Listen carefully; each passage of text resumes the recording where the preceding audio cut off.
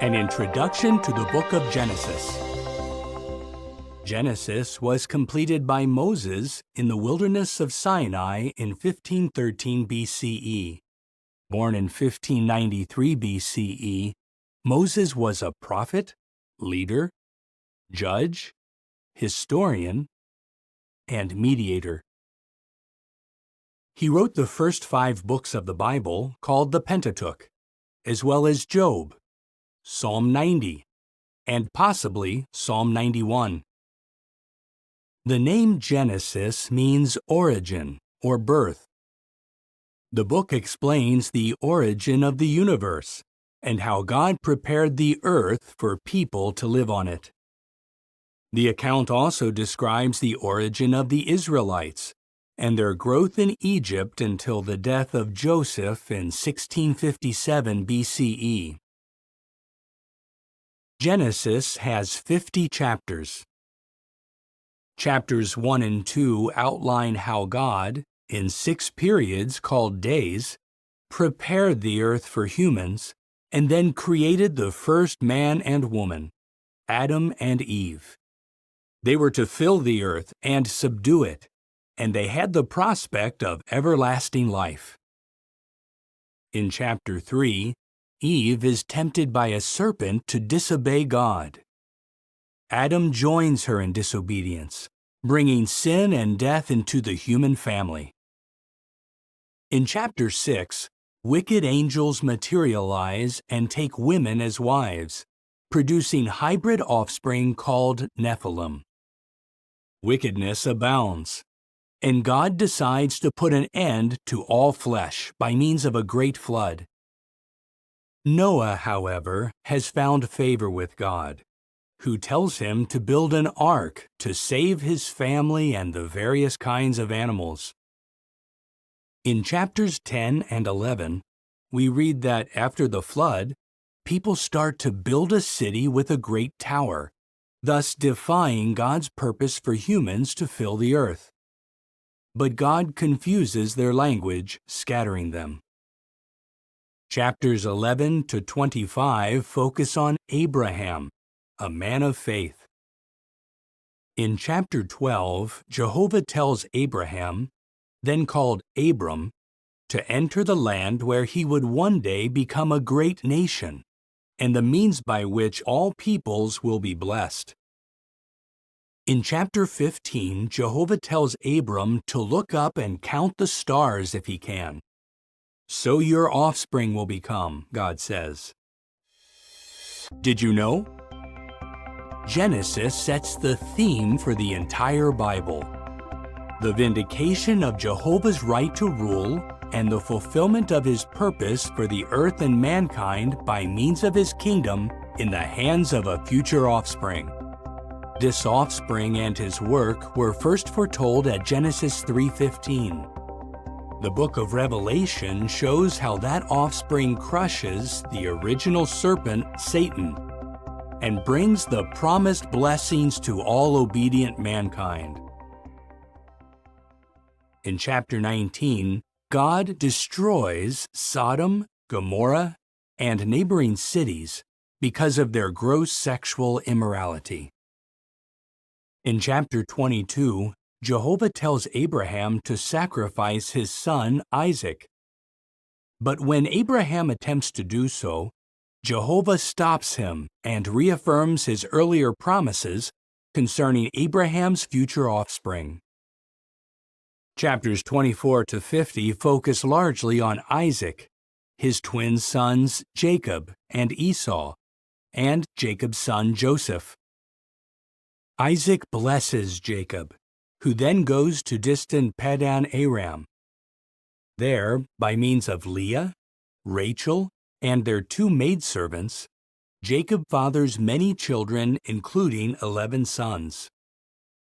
Jacob then returns to Canaan, where God changes his name to Israel, and where Rachel gives birth to Jacob's 12th son. Chapters 37 to 41 tell how Jacob's 17-year-old son Joseph is sold by his brothers and becomes a slave to Potiphar, a court official of Pharaoh. Potiphar's wife later tries to seduce Joseph, but fails. She accuses him of sexual assault, and he is imprisoned. When Joseph is 30 years old and still a prisoner, he interprets Pharaoh's dreams with the help of God's Spirit.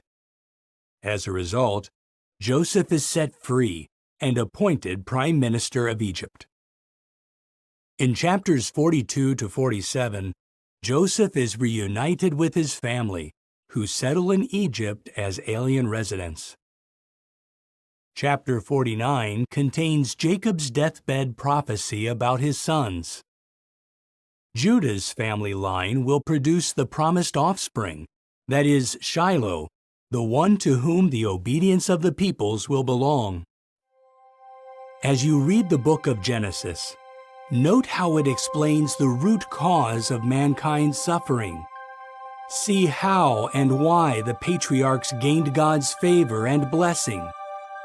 And read how Jehovah's promises to those men of faith point forward to Jesus Christ, the King of God's kingdom. An introduction to the book of Exodus. Exodus was written by Moses in the wilderness of Sinai in 1512 BCE, a year after the Israelites left Egypt. The book covers a period of 145 years, from Joseph's death in 1657 BCE to the construction of the tabernacle in 1512 BCE. Exodus tells us how Jehovah delivered the Israelites from slavery in Egypt, how he organized them into a nation, and how he taught them how to worship him. Exodus has 40 chapters. In chapter 1, we learn that the Israelites have increased at an extraordinary rate, causing Pharaoh to subject them to harsh slavery. Chapters 2 to 4 relate events around Moses' birth, his adoption by Pharaoh's daughter, and his flight to the land of Midian after killing an Egyptian who was oppressing a Hebrew. Many years later, Jehovah commissions Moses to lead Israel out of Egypt. In chapters 7 through 10, Moses, using his brother Aaron as spokesman, repeatedly tells Pharaoh to send Israel away, but Pharaoh refuses to do so. Jehovah responds by bringing 10 plagues on Egypt. These include turning the Nile River into blood, covering the land with frogs, and inflicting boils on man and beast. In chapter 12, God institutes the Passover. He also brings the 10th and final plague, the death of the firstborn. A humiliated Pharaoh, whose son is among the dead, at last tells the Israelites to leave. In chapter 13, by means of a pillar of cloud by day and a pillar of fire by night, Jehovah leads his people to freedom. In chapters 14 and 15, Pharaoh foolishly pursues the Israelites, but Jehovah drowns him in the Red Sea along with his military force. Moses and the Israelites then sing a victory song to Jehovah. Did you know? Through Moses, Jehovah told Pharaoh, "For this very reason I have kept you in existence, to show you my power, and to have my name declared in all the earth." God's name did become widely known. Even 40 years later, the people of Canaan, including Rahab of Jericho, recalled the events at the Red Sea.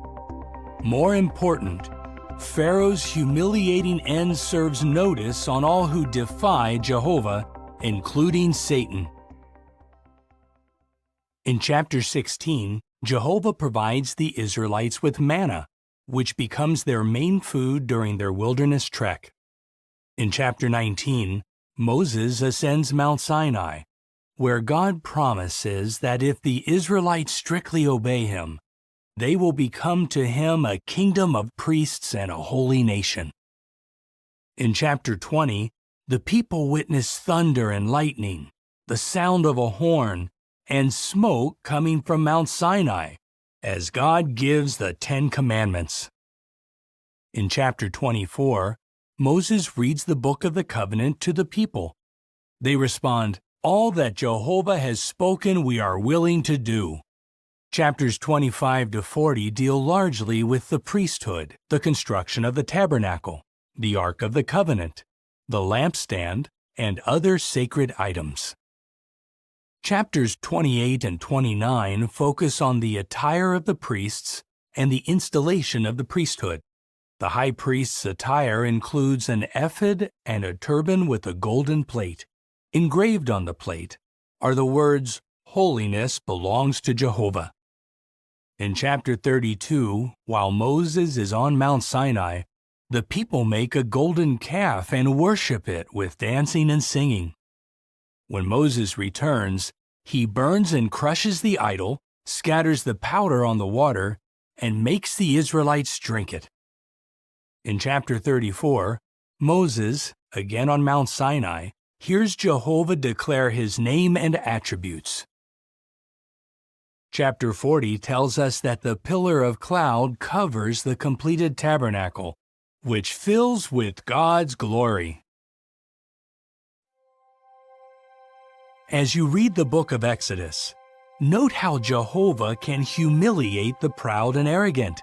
Observe how he uses the humble and meek, and see how his deliverance of Israel strengthens our faith in our future deliverance by means of God's kingdom. An introduction to the book of Leviticus. Leviticus was written by Moses in 1512 BCE in the wilderness of Sinai. The name Leviticus, later given to the book, comes from a Greek word meaning pertaining to the Levites. Yet the book was written not for the Levites alone, but for the entire nation of Israel. Leviticus covers a period of about 1 month, describing the events immediately following the construction of the tabernacle. Leviticus focuses on Jehovah's holiness and the holiness of his people by their obedience to his statutes. Chapters 1 to 7 set out the various laws about offerings to Jehovah. Chapters 8 and 9 cover the installation of the priesthood, the anointing of Aaron as high priest, and Aaron's first offerings to God. In chapter 10, Jehovah puts to death 2 of Aaron's sons, the priests Nadab and Abihu, for offering unauthorized fire or incense. Jehovah then issues the command that priests must not drink alcohol before entering the tent of meeting or tabernacle. Chapters 11 to 15 set out laws about cleanness and uncleanness. In regard to food, Jehovah tells the Israelites which creatures they may and may not eat. Instructions regarding the Day of Atonement are given in chapter 16. Chapters 17 to 20 contain laws on holy conduct. For example, God's people must not eat blood or engage in any form of idolatry or spiritism as the nations around them were doing. They should show consideration for the blind, the deaf, and the foreign resident, and they should treat the elderly with respect. Did you know?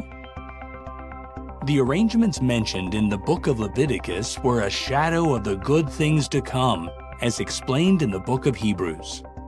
For example, the high priest typifies Jesus Christ. The blood of the animal sacrifices foreshadows the blood of Jesus. The most holy of the tabernacle represents heaven itself, where Jesus appeared before God on our behalf. Chapters 21 and 22 set out rules for the priesthood. For example, those serving as priests must be sound in body, having no physical defects. Chapters 23 and 24 have instructions about festivals and holy days. Jehovah also provides directions regarding the lamps in the tabernacle and the ring-shaped loaves of showbread. Chapter 24 also highlights the sacredness of God's name. At Jehovah's command, a man who cursed that name is stoned to death. Chapter 25 contains laws about the Sabbath year, the Jubilee year, the restoration of property, and the treatment of the poor. Those who are sold into slavery must be treated kindly as hired workers. Chapter 26 spells out the blessings of obedience to Jehovah and the punishments for disobedience. Chapter 27 closes the book of Leviticus with laws about things vowed to Jehovah and things devoted to Him. As you read the book of Leviticus, note how we should strive to be holy in imitation of Jehovah, why we should deeply respect His holy name, and why we can have confidence that the entire earth will reflect God's holiness under the rule of His Son, the great high priest and king of God's kingdom. An introduction to the book of Numbers. Numbers was written by Moses. He began the writing in the wilderness of Sinai and completed it on the plains of Moab. The narrative covers a period of 38 years and 9 months, from 1512 to 1473 BCE, when Moses finished the writing. Numbers gets its name from the 2 times that Moses numbered the people, first at Mount Sinai and later on the plains of Moab. The book highlights Jehovah's ability to lead His people. It underscores the need to obey God's appointed representatives, and it illustrates the importance of strong faith. Numbers has 36 chapters. In chapters 1 to 4, Israelite males 20 years old and up, except for the Levites, are registered for the army. The Levites are set apart to assist the priests. Chapters 5 to 9 discuss marital faithfulness, quarantining, and service as a Nazirite. In chapter 10, the Israelites pull away from the wilderness of Sinai by their tribal divisions. In chapter 11, the people complain about the manna, a miraculous food provided by Jehovah. In the next chapter, Miriam and Aaron speak against Moses. For this, Miriam is temporarily struck with leprosy and quarantined for 7 days. In chapters 13 and 14, 12 Israelite chieftains, 1 from each tribe, are sent to spy out the land of Canaan. 10 spies bring back a negative report, and the people want to return to Egypt. For this gross lack of faith, the Israelites must wander in the wilderness for 40 years until that generation has died. Did you know? Joshua and Caleb were the only spies who had faith in Jehovah. So they were the only spies who would enter the Promised Land. And they did. Caleb inherited the field and settlements of Hebron. Joshua's inheritance was in the mountainous region of Ephraim, where he died at the age of 110. Chapters 15 to 17 discuss the various offerings for sins, as well as the rebellion and execution of Korah, Dathan, Abiram, and their supporters. In chapter 21, the people again complain about the manna, calling it contemptible bread.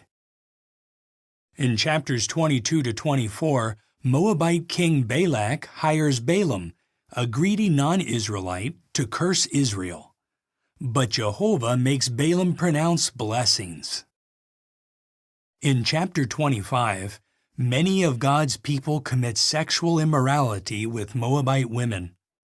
This leads to idolatry and the death of 24,000 Israelites by a scourge from God.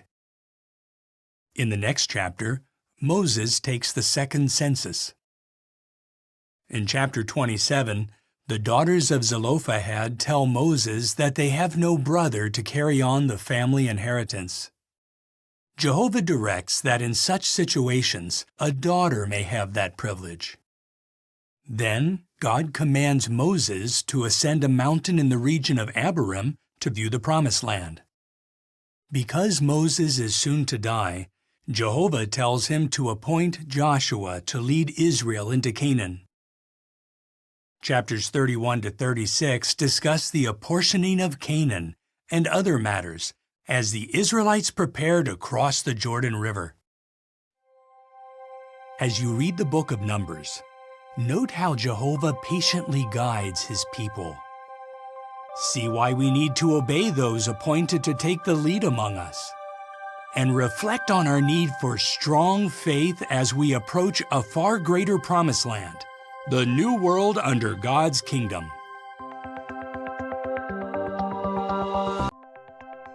An introduction to the book of Deuteronomy. Deuteronomy was written by Moses on the plains of Moab in 1473 BCE, just before the Israelites entered the Promised Land.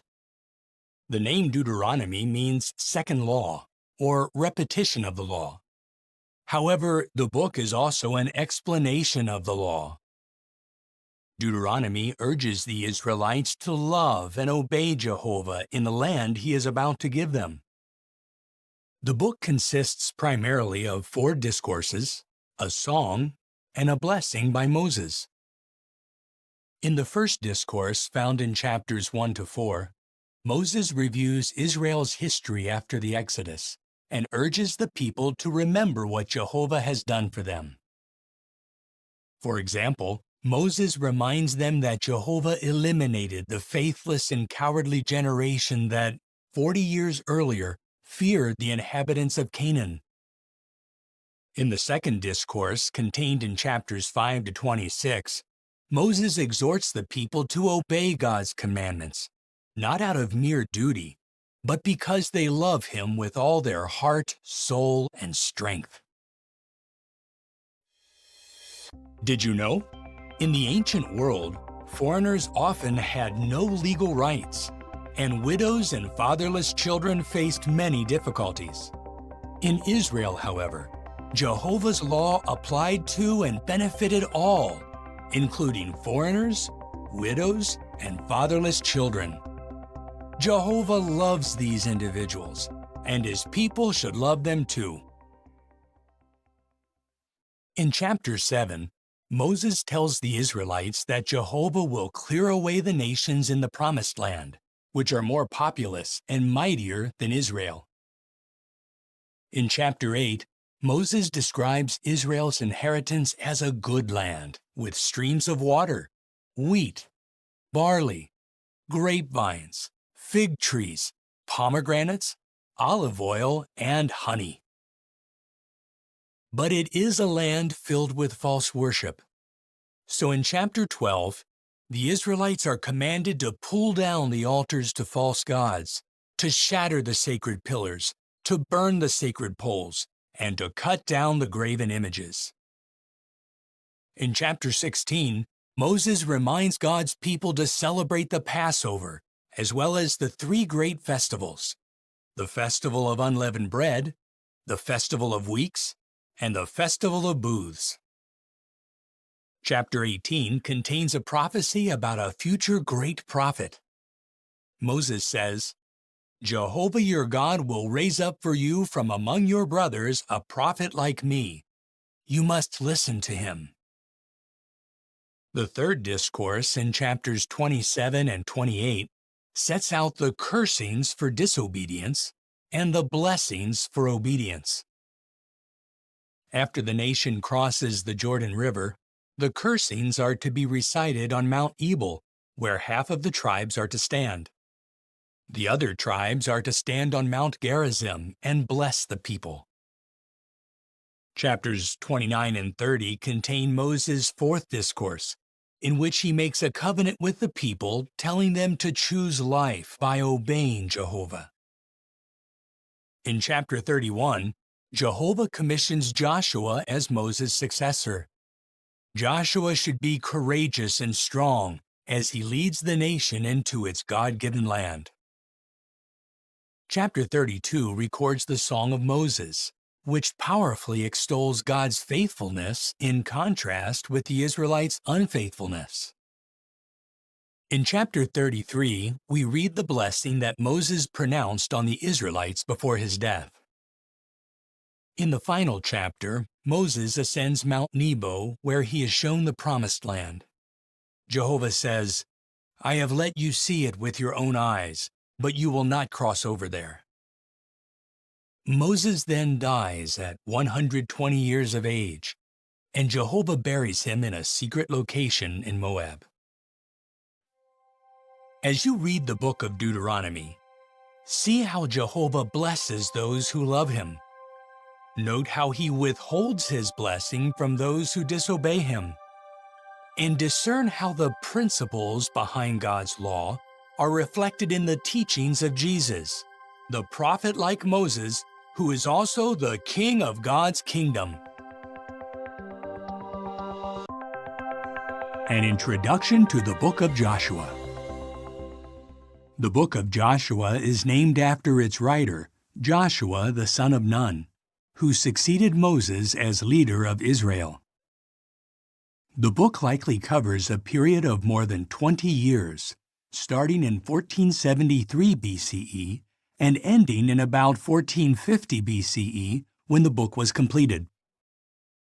The book of Joshua can be divided into 4 sections: Israel's entry into Canaan, the conquest of the land, the apportioning of it to the individual tribes, and Joshua's final exhortations. The book provides valuable lessons on the need for courage, faith, and obedience, especially when God's people face strong enemies. In chapters 1 and 2, Jehovah tells Joshua to be courageous and strong. The Israelites prepare to cross the Jordan River, and Joshua sends out 2 spies who go to Jericho. The spies go to the home of Rahab, a prostitute. Moved by faith in Jehovah, she hides the spies, thereby disobeying the order of the king. In chapters 3 to 6, Israel miraculously crosses the Jordan River on dry ground, even though the river is at flood stage. The Israelites observe the Passover and begin to eat the produce of the land. Joshua then meets a man with a drawn sword. The man is the prince of Jehovah's army. Through him, Jehovah tells Joshua how to conquer Jericho. Chapters 6 to 12 describe the conquest of the Promised Land. In chapter 6, Jericho falls. Only Rahab and her father's household are spared. In chapter 7, Achan is exposed for disobediently taking spoil from Jericho. He is put to death along with his family, who no doubt helped to conceal his sin. Did you know? Rahab and Achan provide contrasting lessons in faith and obedience. Though a Canaanite, Rahab was saved because she obeyed the spies and showed courageous faith in Jehovah. Although Achan was a member of God's dedicated nation and witnessed Jehovah bringing down the walls of Jericho, he was put to death because of his disobedience, lack of faith, and greed. In chapter 8, Ai is conquered and reduced to a permanent mound of ruins. Joshua then reads God's law to the people. Half of the nation stands in front of Mount Gerizim, and the other half in front of Mount Ebal. In chapter 9, the Gibeonites trick Joshua into making a covenant with them, and he spares their lives. Chapters 10 to 12 contain a record of some of Israel's God-given victories. God even hurls great hailstones at the Amorites and makes the sun stand still so that Israel can take vengeance on its enemies. In chapters 13 to 22, the Promised Land is apportioned among the tribes of Israel. The tabernacle is set up at Shiloh, and the Israelites select 6 cities of refuge for the unintentional manslayer. In chapter 22, the tribes of Reuben and Gad and the half-tribe of Manasseh go to their inheritance east of the Jordan.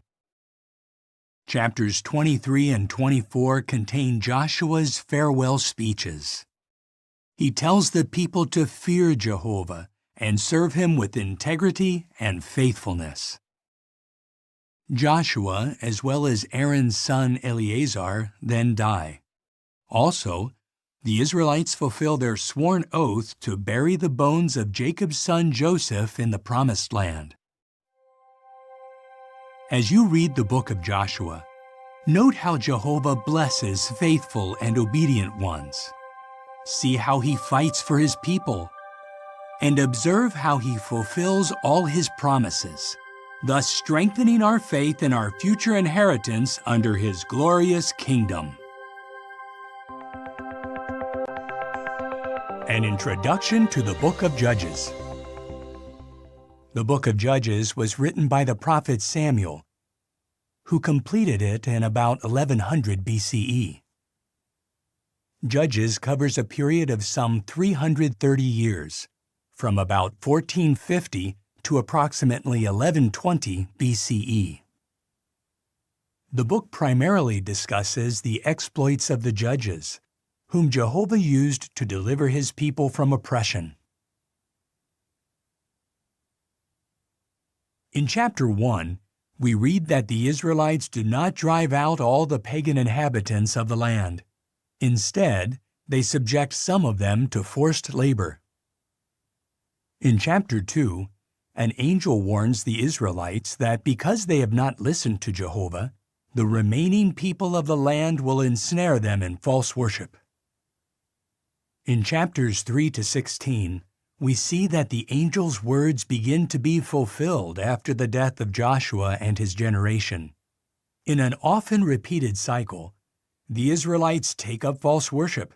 Jehovah abandons them to their foes. The people cry out for help, and Jehovah raises up judges to deliver them. The 12 judges are Othniel, Ehud, Shamgar, Barak, Gideon, Tola, Jair, Jephthah, Ibzan, Elon, Abdon, and Samson. Did you know? The judges described in this book were men of faith who led and delivered God's people, recognizing Jehovah as the true leader and deliverer. They were not judges in the legal sense of the word. In chapter 3, Judges Othniel and Ehud deliver the Israelites from servitude to the kings of Mesopotamia and Moab. In chapter 4, a prophetess named Deborah sends for a man of faith named Barak. She tells him that Jehovah will grant him victory over Sisera, the chief of the army of Canaanite king Jabin, who is oppressing Israel. Jehovah gives Sisera's entire army into the hands of Barak. Not so much as one man remains. Sisera himself is executed by a woman named Jael. In chapters 6 to 8, Jehovah uses Judge Gideon and just 300 men to take the lead in delivering Israel from Midianite oppression. Chapters 11 and 12 discuss the exploits of Judge Jephthah. With Jehovah's help, he subdues the Ammonites who, along with the Philistines, had oppressed Israel for 18 years. Chapters 13 to 16 describe the exploits of Judge Samson, a Nazirite to whom Jehovah gives extraordinary physical strength. Samson takes the lead in saving Israel out of the hand of the Philistines. The events in chapters 17 to 21 fit an earlier period of time. In chapter 17, a man in Ephraim named Micah, who has a house of gods, hires a young Levite named Jonathan to serve as his priest. Jonathan, however, is not of the priestly family. In chapter 18, hundreds of Danites who are on their way to conquer land for their tribe make a stop at Micah's house. They steal his gods and take Jonathan to be their priest. In chapters 19 and 20, Men of the Benjaminite city of Gibeah commit sex crimes against the concubine of a Levite. The Benjaminites fail to hand over the guilty men, so the other tribes war against Benjamin, almost wiping out the tribe. As you read the book of Judges, note the harm that can come to those who leave Jehovah. Observe how merciful God is when His people repent and cry out to Him for help. And see why we can trust Jehovah, our great judge, to deliver us from all our enemies by means of His kingdom. An introduction to the book of Ruth. The prophet Samuel is believed to be the writer of this book. The book of Ruth was completed about 1090 BCE. The events related cover a period early in the time of the Judges. The book takes its name from one of its principal characters, Ruth the Moabitess. The other main characters are Naomi and Boaz. In chapter 1, a famine moves a man named Elimelech to take his family from Bethlehem to the land of Moab. In Moab, Elimelech dies. His sons Mahlon and Chilion marry the Moabite women Ruth and Orpah. Some 10 years later, both sons also die. Naomi, in deep despair, decides to return to Bethlehem. She urges her daughters-in-law to go back to their families. Orpah returns to her people. Ruth, however, sticks loyally to Naomi. When the two widows arrive at Bethlehem, the barley harvest has just begun. In chapter 2, Ruth, by chance, gleans in a field belonging to Boaz, who is related to Naomi's late husband. Recognizing Ruth's fine qualities, Boaz tells her to continue gleaning in his fields. When Ruth later tells Naomi that she had gleaned in the fields of a man named Boaz, Naomi says, "The man is related to us. He is one of our repurchasers."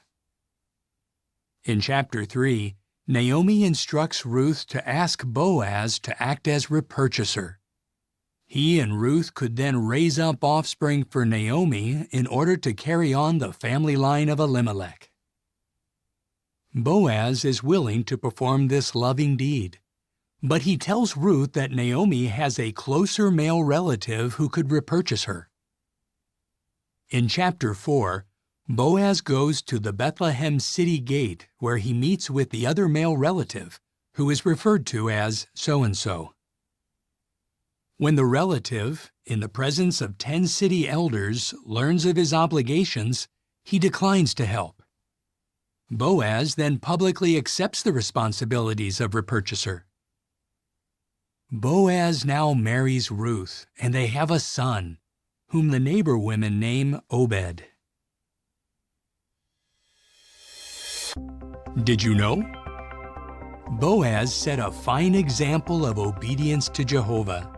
He did all in his power to help Naomi and Ruth by applying God's law on repurchase, taking no shortcuts.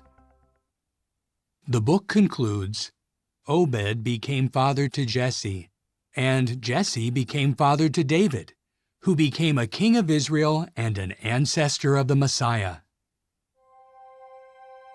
As you read the book of Ruth, see how Jehovah turns tragedy into triumph. Observe how he rewards those who love and obey him. And note how the book contributes to the history of David's family line, which produced the King of God's kingdom.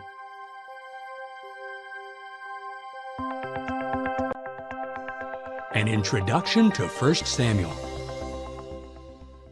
In the original Hebrew canon, 1 and 2 Samuel were one volume. The writing is attributed to the prophets Samuel, Gad, and Nathan, Samuel penning the first 24 chapters. 1 Samuel covers a period of just over 100 years, from about 1180 to 1078 BCE, roughly when the writing was completed. The book is largely about 4 leaders in Israel: High Priest Eli, the prophet Samuel, King Saul, and David. In chapter 1, a barren woman named Hannah begs Jehovah for a son, promising to devote him to God's service. God answers her prayer. When her child Samuel is weaned, she places him in the care of High Priest Eli in Shiloh. In chapter 3, Jehovah tells young Samuel to deliver a judgment message against Eli's house because he has failed to rebuke his wicked sons. In chapter 4, Philistines capture the Ark of the Covenant at Israel's army camp and slay Eli's 2 sons, Hophni and Phinehas.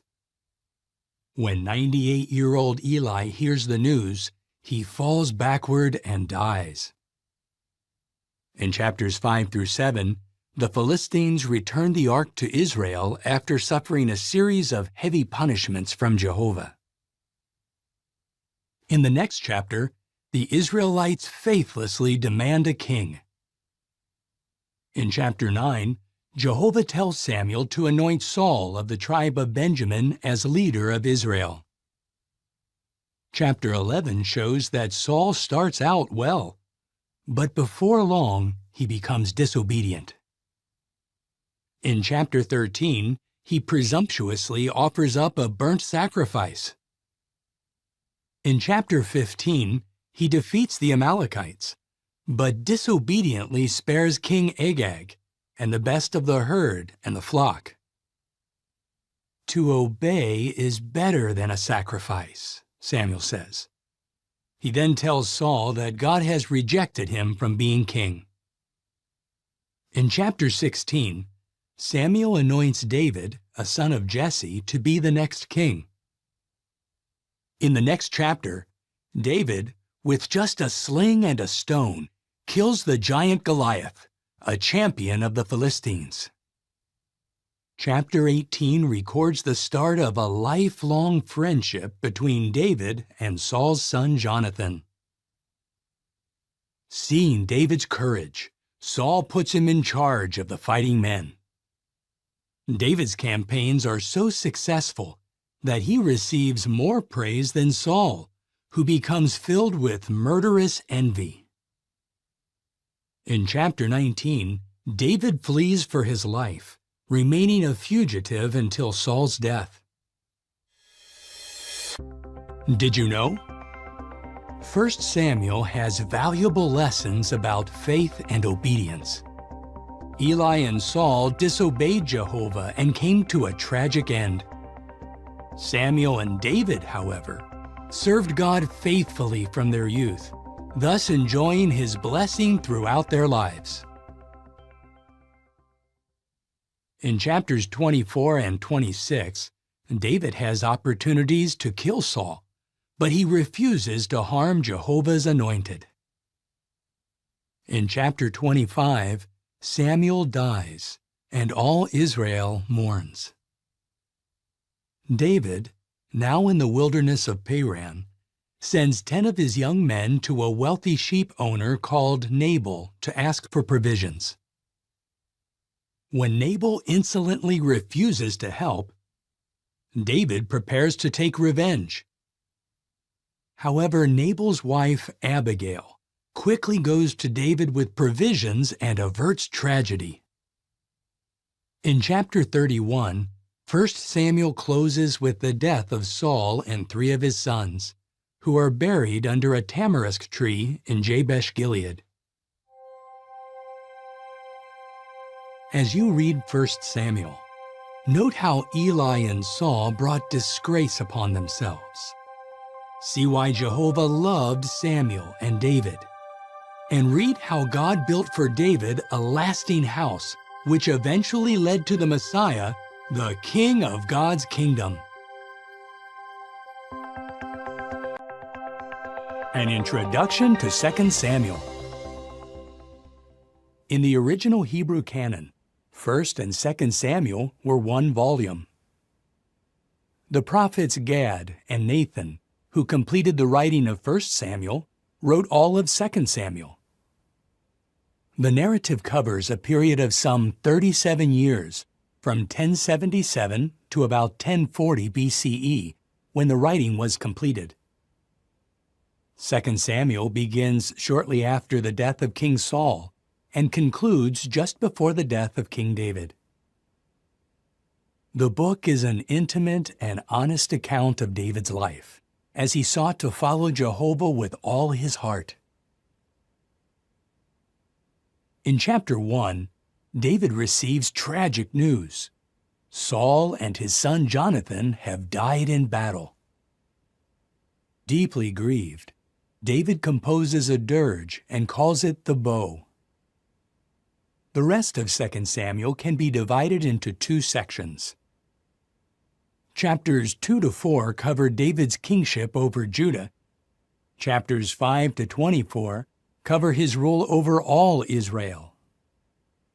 In chapter 2, David goes to Hebron, where he is made king over the tribe of Judah. Meanwhile, Saul's army chief Abner makes Saul's son Ishbosheth king over the other tribes. In chapters 3 and 4, however, Abner and Ishbosheth are put to death, and in the following chapter, the people make David king over all Israel. David then captures the Jebusite stronghold of Zion and moves his capital there from Hebron. Zion becomes known also as the City of David. In chapter 6, David has the Ark of the Covenant brought to Jerusalem. In chapter 7, David tells Nathan that he would like to build a house or temple for Jehovah, but God gives this privilege to a future son of the king. However, out of love for David, Jehovah makes a covenant with him for an everlasting kingdom. Chapters 8 and 10 tell about David's victories over the Amalekites, Moabites, Philistines, and other enemies. Chapter 11 brings us to one of the darkest periods in David's life. He commits adultery with Bathsheba. She becomes pregnant, and David has her husband Uriah killed in battle. In chapter 12, Nathan, at Jehovah's direction, reproves David. He also says that calamity will befall David's house, and that Bathsheba's newborn son will die. Bathsheba, who is now David's wife, becomes pregnant again and gives birth to Solomon. In chapters 13 to 18, the foretold calamities on David's house begin. David's son Absalom conspires to usurp the throne, and David is forced to flee Jerusalem. In chapter 18, David's men defeat Absalom's, and Joab puts Absalom to death. Did you know? 2 Samuel powerfully illustrates the Bible's honesty. Even the failings of Israel's great leaders are openly exposed. We also see that truly repentant sinners, while reaping what they have sown, can be forgiven. In chapter 23, David humbly acknowledges, "The Spirit of Jehovah spoke through me. His word was on my tongue." In chapter 24, David is incited to register the nation. This bad act angers Jehovah, who brings a scourge on the people. At the prophet Gad's direction, David buys the threshing floor of Araunah the Jebusite, builds an altar there, and offers up sacrifices to God. At Jehovah's command, the scourge against Israel is halted. As you read 2 Samuel, see how honestly God's prophets recorded Israel's history. Observe how sin can have tragic consequences. And note God's promise to give David a lasting kingdom, a promise fulfilled in Jesus Christ, the Son of David and King of God's kingdom. An introduction to 1 Kings. 1 and 2 Kings were originally one volume, which was later made into two. Jeremiah is believed to be the writer. 1 Kings continues where 2 Samuel leaves off. The account covers a period of some 129 years, beginning about 1040 BCE with King David's final days, and ending in about 911 BCE, when King Jehoshaphat dies. In the first part of the book, after the death of King David, Israel enjoys peace and prosperity under Solomon's rule. In the second part, false worship takes root, and Israel is split into two kingdoms. In chapter 1, Solomon is anointed as king. In chapter 3, Jehovah blesses King Solomon with extraordinary wisdom, along with riches and glory. In chapter 4, God's people prosper under Solomon's rule. Chapters 5 through 8 discuss the construction of the temple, the making of its utensils, and Solomon's dedication prayer. In chapter 10, the Queen of Sheba hears a report about Solomon and then travels to Jerusalem to see him. After observing the king's wisdom and prosperity, she says, "Look, I had not been told the half." In chapter 11, Solomon, in disobedience to Jehovah, loved many foreign women. These pagan wives gradually incline Solomon's heart to worship other gods, including Ashtoreth and Milcom. After reigning for 40 years, Solomon dies, and his son Rehoboam takes the throne. In chapter 12, Rehoboam promises to add to the already heavy burden on the people. 10 tribes revolt and make Jeroboam their king.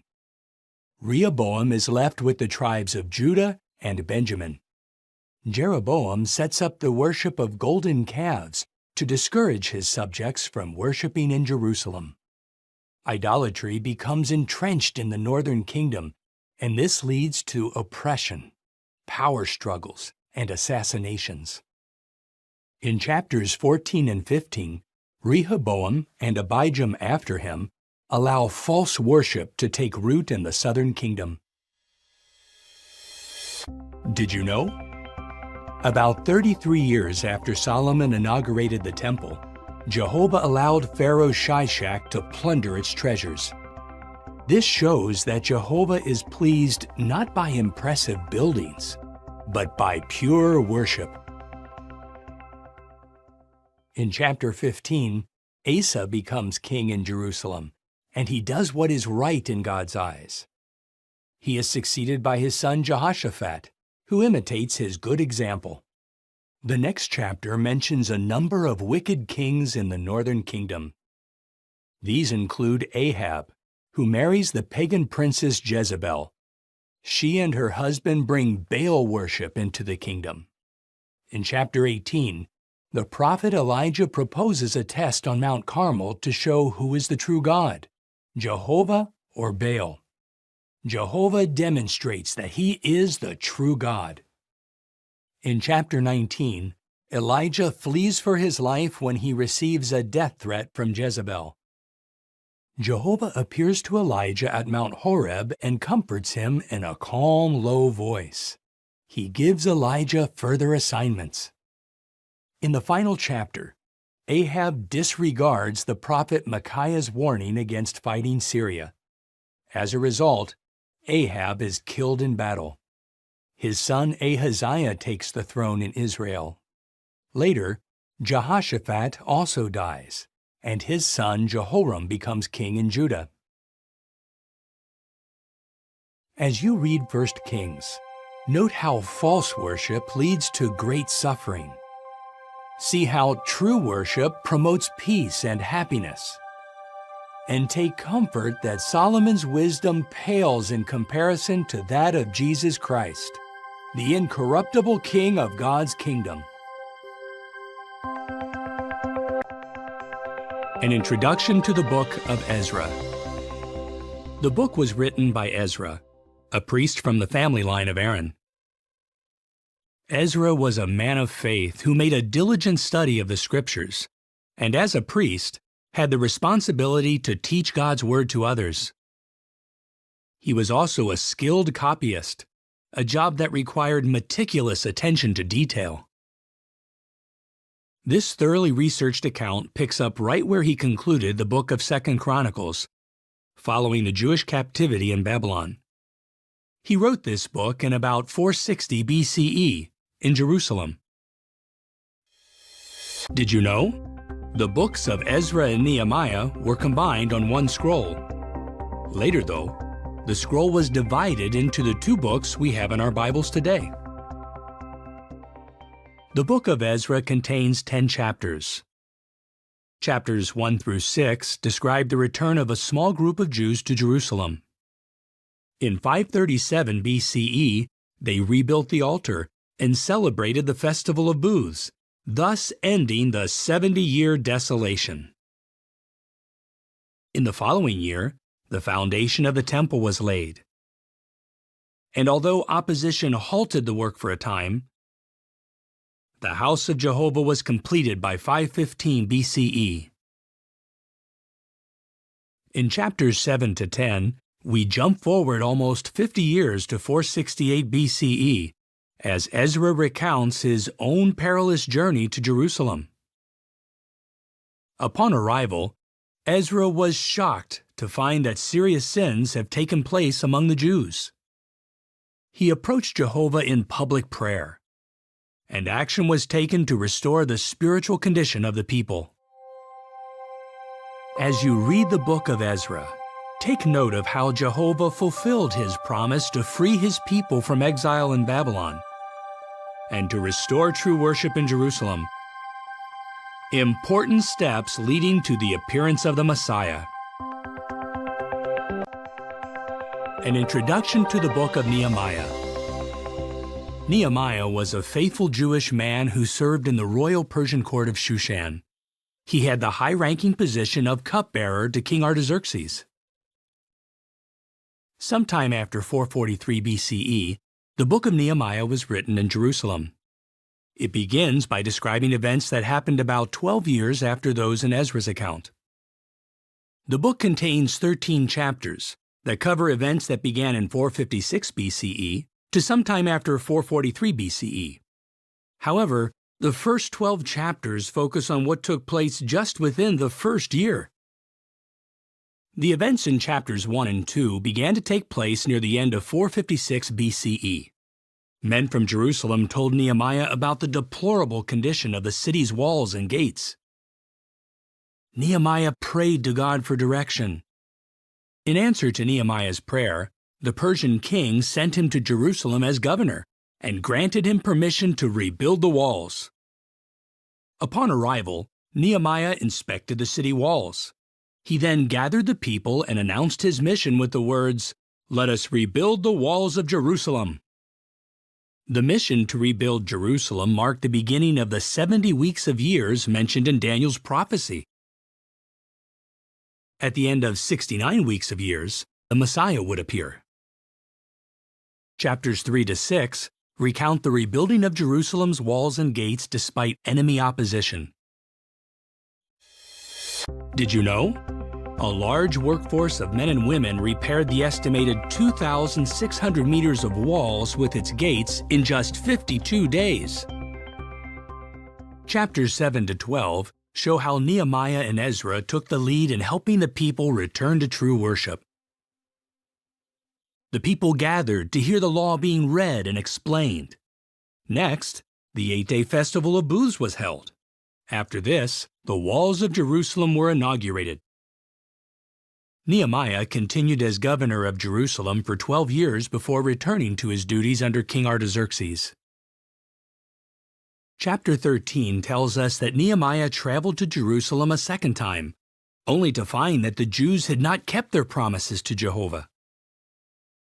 He then took decisive action to correct the situation. As you read this stirring account, notice how Jehovah used a Persian king to accomplish his will. Observe how Nehemiah's zeal for and knowledge of God's law led to blessings, And note how the rebuilding of Jerusalem's walls became a key to understanding an important prophecy in Daniel that pointed to the appearance of the Messiah. An introduction to the book of Esther. Esther is the second of two Bible books bearing a woman's name. The Jewish woman Esther is featured prominently in the account, which was most likely written by Mordecai, Esther's older cousin. When Esther was orphaned, Mordecai became her guardian. Esther and Mordecai became part of the court of King Ahasuerus. The royal court was in Shushan. The city of Shushan was located in the heart of the Persian Empire, which spanned from India to Ethiopia. The book of Esther records events that began in 493 BCE. It was written about 475 BCE and completed before the books of Ezra and Nehemiah were written. In Esther's day, a small remnant of Jews had already returned to rebuild the temple in Jerusalem, but many others still lived throughout the Persian Empire. The book of Esther contains 10 chapters. Chapters 1 and 2 record the Persian king's search throughout the empire for a new queen. Esther was finally chosen. Chapters 3 to 7 disclose how Haman, an enemy of God's people, rose to the position of prime minister and hatched a plot to annihilate the Jews. Haman used the king's signet ring to seal a decree ordering the death of all the Jews, including Mordecai. If successful, Haman's plan would have cut off the family line leading to the Messiah. Upon learning of the plot, Esther decided to follow Mordecai's advice and approach King Ahasuerus. Did you know? Appearing before the king unsummoned could have meant a death sentence. Only if the king held out his golden scepter could the offender be spared. Esther courageously approached the king and exposed the wicked plot. Upon learning of it, the king was so furious that he had Haman executed. Chapters 8 to 10 relate how Mordecai is appointed prime minister in place of Haman. Esther and Mordecai enacted a new legal decree, sealed with the king's own signet ring, that authorized the Jews to defend themselves when attacked. The decree was sent throughout the empire. Jehovah gave the Jews a great victory and preserved the family line leading to the Messiah. As you read this book, note how Mordecai and Esther skillfully used the Persian legal system to protect the Jews, how Jehovah can deliver his people out of any situation, and how young Esther courageously risked her life to protect God's people and the family line leading to the Messiah. An introduction to the book of Job. This book is grouped with 4 other poetic books, and it is among the oldest books in the Bible. It was completed by Moses about 1473 BCE, toward the end of the Israelites' 40-year trek in the wilderness. The man Job lived in Uz. Shem, a forefather of Abraham, was likely an ancestor of Job as well. Even though Job was not an Israelite, he was a worshiper of Jehovah. Job was very wealthy. He had many servants and owned thousands of sheep, camels, and other livestock. He and his wife had 10 children, and he was highly respected in his community. However, all of this was lost because of a series of tragic events. At the time Job's trials took place, Jehovah said that there was no one like Job on the earth. Therefore, we can place these events after the death of the faithful man Joseph, but before Moses became leader over Israel. The book of Job contains 42 chapters. Chapters 1 and 2 reveal events that took place in the heavens. Satan challenged Jehovah and claimed that Job would not remain faithful when faced with adversity. Chapters 3 to 31 contain several rounds of debates between Job and his three companions, Eliphaz, Bildad, and Zophar. Eliphaz ridiculed Job's integrity and implied that man is useless to God. Bildad suggested that Job was suffering as punishment for his sins. Zophar harshly insinuated that Job was wicked.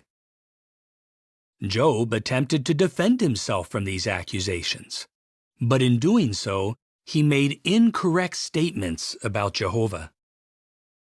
In chapters 32 to 37, after listening to what Job and his companions had to say, the young man Elihu offers wise counsel. Then, in chapters 38 to 41, Jehovah, speaking out of a windstorm, corrects Job's thinking with thought-provoking questions about creation. Did you know? The book of Job describes the earth as suspended upon nothing, a fact that was not widely recognized until centuries later. In the final chapter, God commands Job's three companions to offer a sacrifice and tells them that Job will pray in their behalf. Jehovah then restored Job's health and reputation, gave him double the wealth he had before, blessed him with 7 more sons and 3 more daughters, and allowed him to live for an additional 140 years. As you read this book, pay attention to how this account proves that Jehovah is not the cause of human suffering, how events in the heavens help us to understand the issue of universal sovereignty, and how the outcome of Job's trials gives us a glimpse of future kingdom blessings for those who remain loyal to Jehovah. An introduction to the Book of Psalms. Psalms is a compilation of sacred songs, which have been an important feature of true worship that highlight giving praise to Jehovah. In fact, God's name, Jehovah, and a shortened form of it, Jah, appear almost 800 times throughout the book. The writing of the Book of Psalms spanned about 1,000 years. Moses is considered to be the earliest composer. The Psalms were compiled after the return of the Jews to Jerusalem from Babylonian exile, apparently by the scribe Ezra. Although Jehovah inspired such men as Solomon, the sons of Korah, the house of Asaph, and others to pen these moving expressions of faith, more than half of the Psalms are attributed to David. The different experiences in David's life provided the background for many of the Psalms. The headings or superscriptions, found at the beginning of many Psalms, identify the writer and give other information about the Psalm. The book is made up of 150 chapters. It is the largest book of the Bible. The Psalms were compiled into 5 separate books or volumes. Several themes are developed in these lyrical works. Consider just 3 of them. Praise to Jehovah is a recurring theme. Many Psalms praise Jehovah for his saving acts. Other Psalms praise Jehovah for his creative works, from the marvels of the human body to the earth and seas. Psalm 83 praises Jehovah as the Most High over all the earth. Another theme developed in Psalms is that Jehovah helps and comforts those who love him. Jehovah is referred to as the hearer of prayer and as a merciful Father who pardons repentant sinners. Psalm 23 describes Jehovah as a loving shepherd who guides, protects, and cares for his people. An additional theme is that Jehovah will transform the earth into a paradise by means of the Messianic kingdom. This kingdom will remove all wickedness and bring peace to the earth.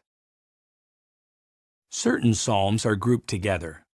For example, Psalms 113 to 118 form the group called the Hallel Psalms.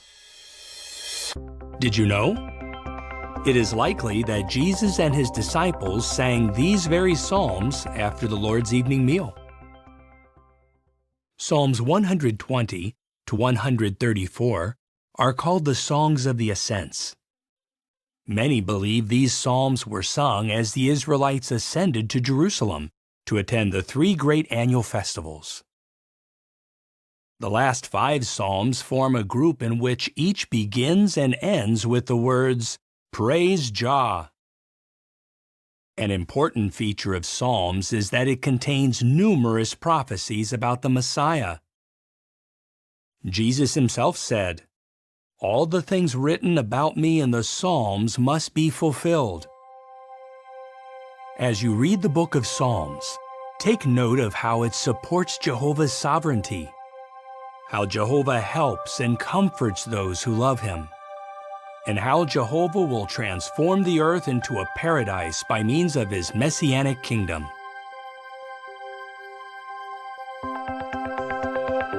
An introduction to the book of Proverbs.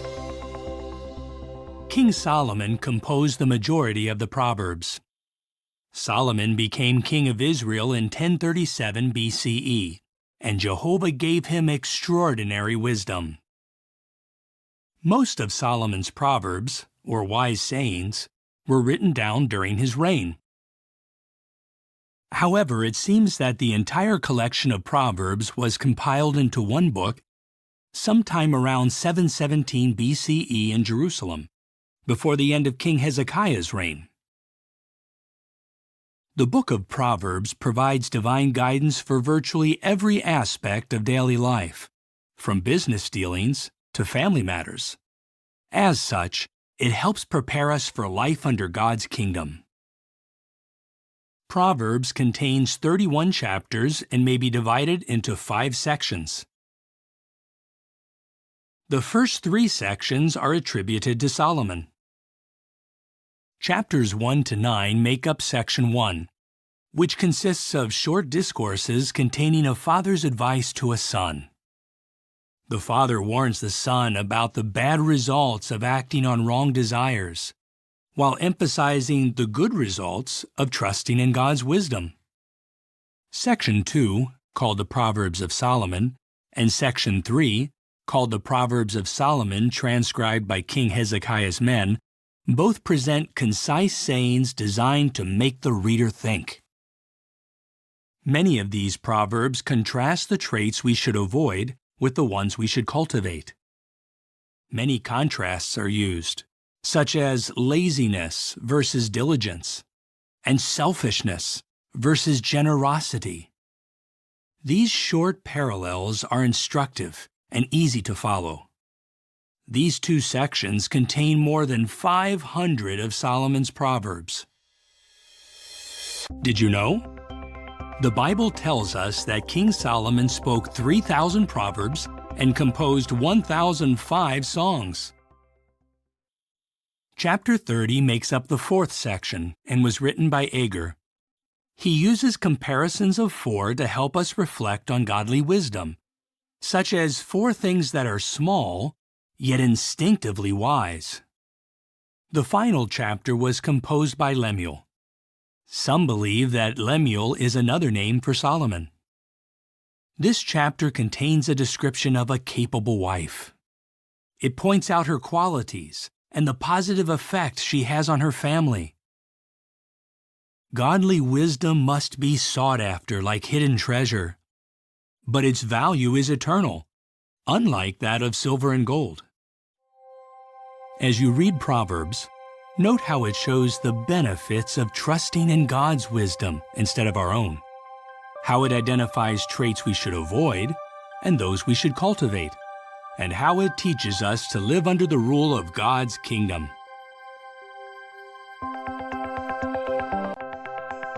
An introduction to the book of Ecclesiastes.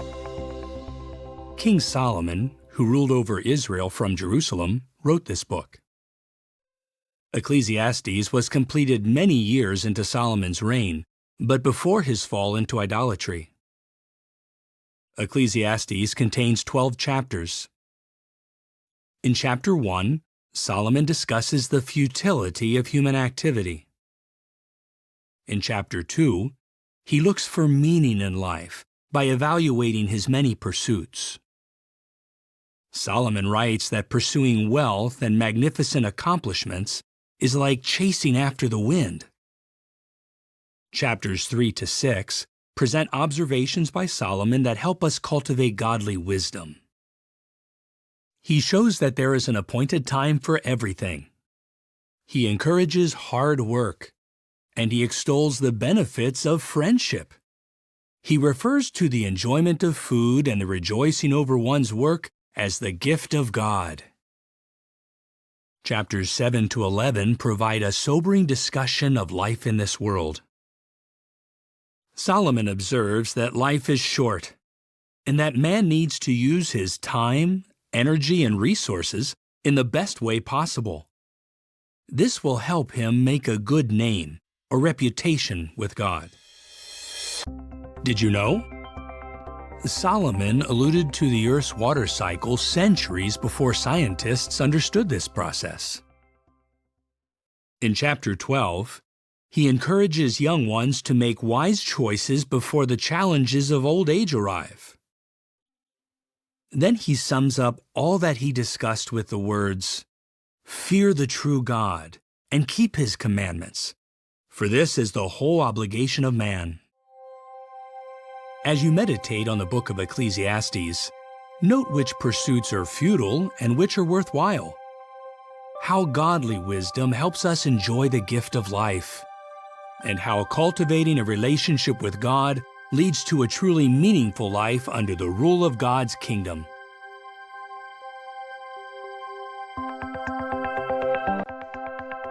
An introduction to the Song of Solomon, also known as Canticles. King Solomon wrote this poetic book in Jerusalem. It was composed sometime after the temple was built. Of the many songs composed by Solomon, this is considered his greatest. The main character is the Shulamite girl. Other characters included in this drama are the Shulamite's brothers, the shepherd, Solomon, the daughters of Jerusalem or ladies of Solomon's court, and the daughters of Zion or women of Jerusalem. The song is presented through a series of conversations in which the speakers are constantly changing. Although the characters speaking are not named, they can be identified by what they say or what is said to them. The Song of Solomon consists of 8 chapters. Chapters 1 and 2 contain events that take place near the town of Shunem, which was also called Shulam. The Shulamite girl is brought into Solomon's camp, but she resists his advances and declares that she can love only her dear shepherd. Did you know? Shunem was the birthplace of David's nurse Abishag, and the place where the prophet Elisha often stayed with a family. Chapters 3 to 8 describe events that take place in Jerusalem. Solomon returns to his court, taking the Shulamite with him in an effort to impress her. The Shulamite tells the daughters of Jerusalem, or ladies of Solomon's court, not to arouse love in her for Solomon. The shepherd follows the Shulamite to Jerusalem and strengthens her with warm expressions of endearment. We should keep in mind the ancient Eastern setting of this song in order to appreciate the poetic expressions of endearment that may seem unusual today. The shepherd compares the Shulamite's eyes to those of a dove, her hair to a flock of goats, and her cheeks to a segment of pomegranate. Solomon approaches her again with flattering words, but she continues to reject his advances. In chapter 8, the Shulamite girl returns to her home. Having proved her exclusive devotion, she is reunited with her dear shepherd. Their unfailing love is described as the flame of Jah because Jehovah is the originator of true love. As you read this book, note the chasteness of the Shulamite girl.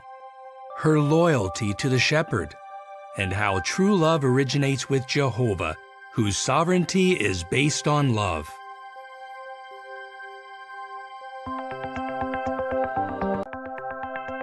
An introduction to the book of Isaiah. Isaiah served as Jehovah's prophet. He wrote the book bearing his name while stationed in Jerusalem, the capital of the two-tribe kingdom of Judah. Isaiah had two sons, Shear-Jashub and Maher-Shalal-Hash-Baz. Their names signified events that would soon affect the kingdom of Judah. Isaiah prophesied for at least 46 years during the reigns of Judean kings Uzziah, Jotham, Ahaz, and Hezekiah. He completed the book sometime after 732 BCE. Hosea and Micah recorded their prophecies around the same time. Some of the events foretold by Isaiah were the fall of the northern kingdom of Israel, which occurred in Isaiah's lifetime, the destruction of Jerusalem, which happened more than 100 years later, the fall of Babylon, about 200 years after Isaiah's day, and the appearance of the Messiah, which occurred over 700 years after the prophecy was recorded. Did you know? Isaiah's prophecy about the fall of Babylon foretold details such as how the city would fall, and even the name of its conqueror, Cyrus. The book of Isaiah contains 66 chapters. The first 6 chapters are largely warnings about the calamity that was to come upon Jerusalem and Judah for the sinful conduct of their inhabitants. In chapter 6, Isaiah responds to Jehovah's invitation to be his messenger and shows his willing spirit with the words, "Here I am, send me." Chapters 7 to 12 deal with the threat of enemy invasion from the combined forces of Syria and the northern 10-tribe kingdom of Israel. But in fulfillment of Isaiah's prophecy, Assyria defeated these two nations, removing the threat. Chapters 13 to 23 include pronouncements against Babylon and other nations for their cruelty to God's people. Chapters 24 to 35 contain messages of desolation and of restoration for Jehovah's people. Among their acts of unfaithfulness, the people of Judah turned to Assyria for protection instead of looking to Jehovah. The people of Israel turned to Egypt. In chapters 36 to 39, we read about thrilling events that occurred during King Hezekiah's reign. The Assyrian king Sennacherib invades Judah and threatens to destroy Jerusalem if the city does not surrender. Hezekiah prays to Jehovah for deliverance. Jehovah reassured Hezekiah that Jerusalem would be safe, and then miraculously delivered his people by sending an angel who destroyed 185,000 Assyrian warriors in just one night. Despite this deliverance, Judah's sins would eventually lead to Jerusalem's destruction and the Jews' exile in Babylon.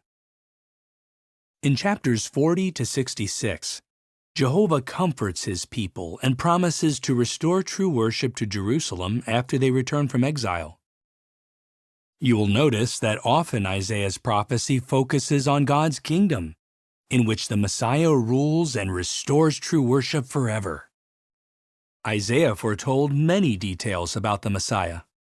For example, that he would be born of a virgin, come from the family line of David, reside in Galilee, and cure the sick.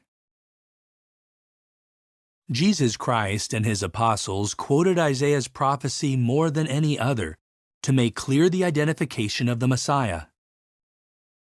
Jesus even read Isaiah 61, 1 and 2 in the synagogue in Nazareth and applied the words to himself.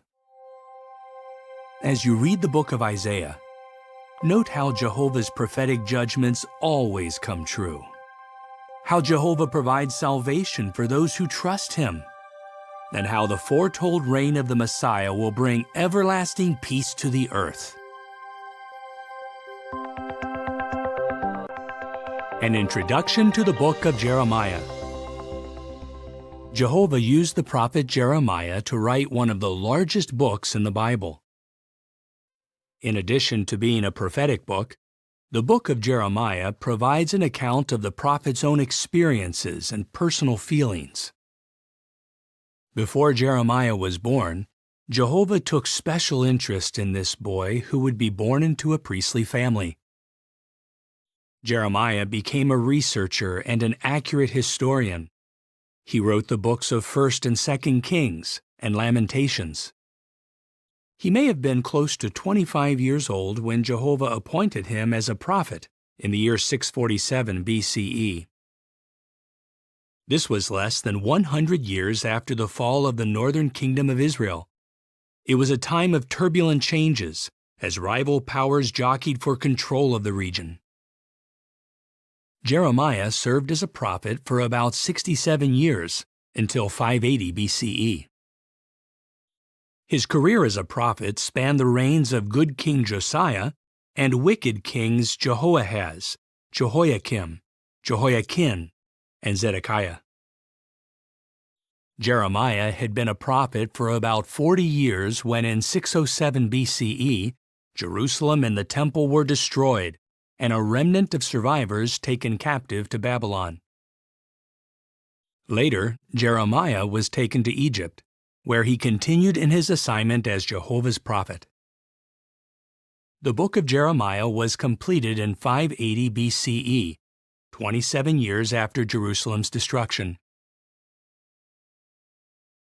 The prophets Nahum, Habakkuk, Obadiah, and Ezekiel were also inspired to write during this time period. The prophet Daniel was another contemporary, but he did not complete his book until about 536 BCE. The book of Jeremiah contains 52 chapters. The events are not written in chronological order, but according to subject. In the opening chapter, Jehovah commissions Jeremiah as his prophet to convey both a message of judgment and a message of hope. Chapters 2 to 24 include Jehovah pronouncing judgment on the people of Jerusalem for such wicked actions as idolatry and violence. At Jehovah's direction, Jeremiah smashes an earthenware flask to illustrate that God would punish the nation for its bad conduct. Chapters 29 to 34 contain comfort for faithful Jewish exiles. Jeremiah restates Jehovah's promise to restore the Jews to Jerusalem and to fulfill his covenant with David for an everlasting kingdom that will bring about righteousness in all the earth. Did you know? The prophet Daniel discerned from the book of Jeremiah that the desolation of Jerusalem would last for 70 years and that God's people were about to be released. Many chapters recount how Jeremiah boldly proclaimed Jehovah's message in the face of fierce persecution. In chapter 36, Jeremiah dictates to his secretary Baruch the words Jehovah directed against God's people and all the nations. On hearing the message read to him, King Jehoiakim cuts up the scroll and throws it into the fire. However, Jehovah directs Jeremiah to have it written again. Chapter 38 relates how King Zedekiah hands Jeremiah over to his enemies, who throw the prophet into a muddy cistern. He is rescued later by Ebed-Melech, a faithful worshiper of Jehovah. The book of Jeremiah contains strong pronouncements of judgment against many nations, including Egypt, Philistia, Moab, Ammon, Edom, and Babylon. These nations were condemned for their enmity toward God's people. Among the events that Jeremiah recorded are the last days of Jerusalem, Babylon's destruction of the city, and the aftermath of the destruction. As you study the book of Jeremiah, observe how Jehovah condemned the wicked, but gave hope to the faithful. How Jeremiah faithfully stuck to his assignment despite hardship. And how Jehovah promised to establish a kingdom that will bring about righteousness in all the earth. An introduction to the Book of Lamentations. The prophet Jeremiah composed the Book of Lamentations shortly after witnessing the siege and destruction of Jerusalem by Babylon in 607 BCE. Jeremiah expresses deep sadness over the catastrophe that befell Jerusalem. The book is organized into 5 chapters, or poems. In chapter 1, the city of Jerusalem is described as a princess who is desolated by her enemies and becomes an abandoned widow and slave on account of her many sins. Chapter 2 reveals that it was Jehovah himself who brought about Jerusalem's destruction. Those who pass by its ruined walls are amazed at the complete devastation. In chapter 3, Jeremiah speaks of the desolate nation as an afflicted man who pleads with Jehovah to remember his pitiable and homeless state. However, Jeremiah shows a waiting attitude and expresses hope that Jehovah will, in his loyal love and mercy, restore the nation. Chapter 4 shifts attention to Jehovah's temple. Although it was once the glorious center of true worship, it was now devastated.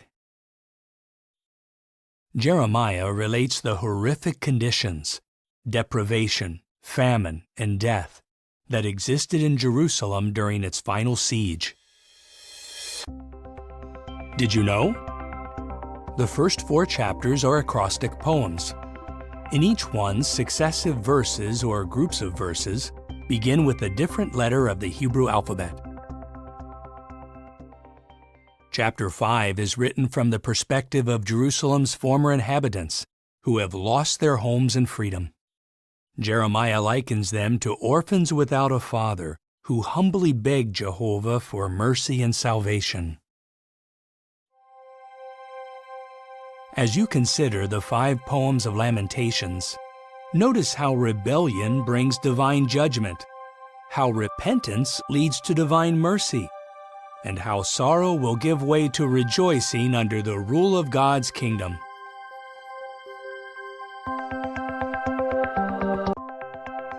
An introduction to the book of Ezekiel.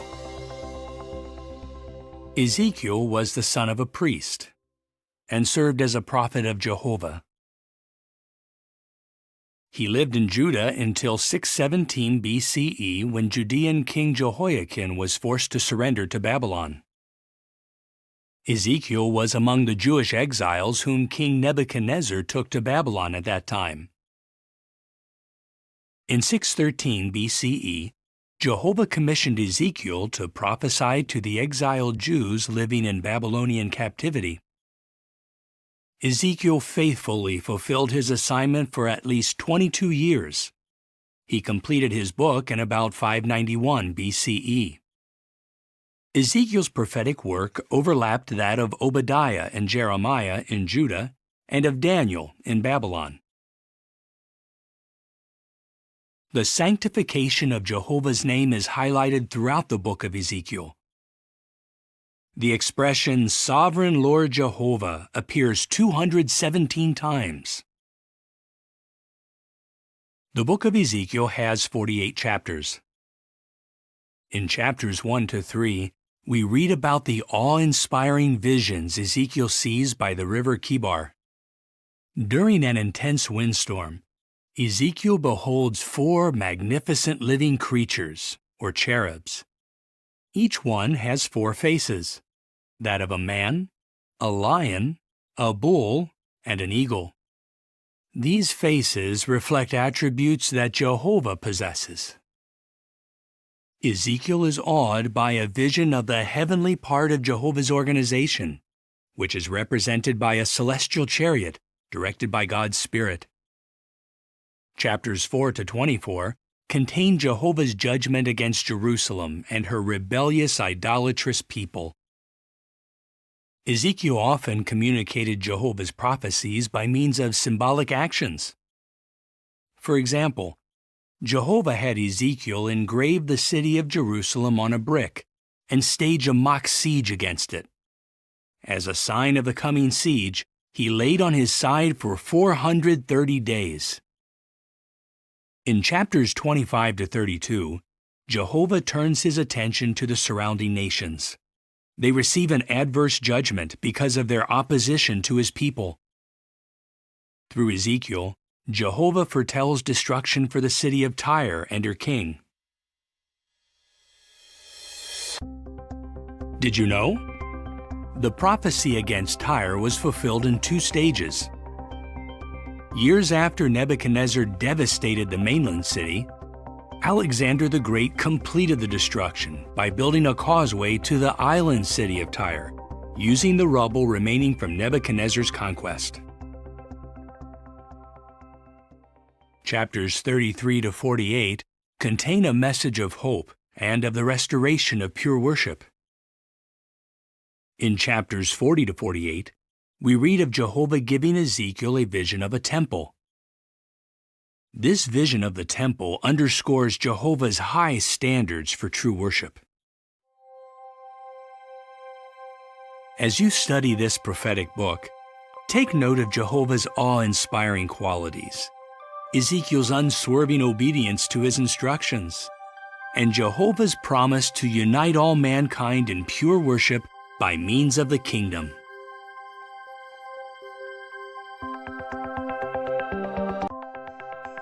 An introduction to the book of Daniel. Daniel wrote this prophetic book in Babylon. He was taken to Babylon, likely as a young Judean prince, along with other nobles. In time, Daniel served as a government official for the Babylonians and later for the Medo-Persians.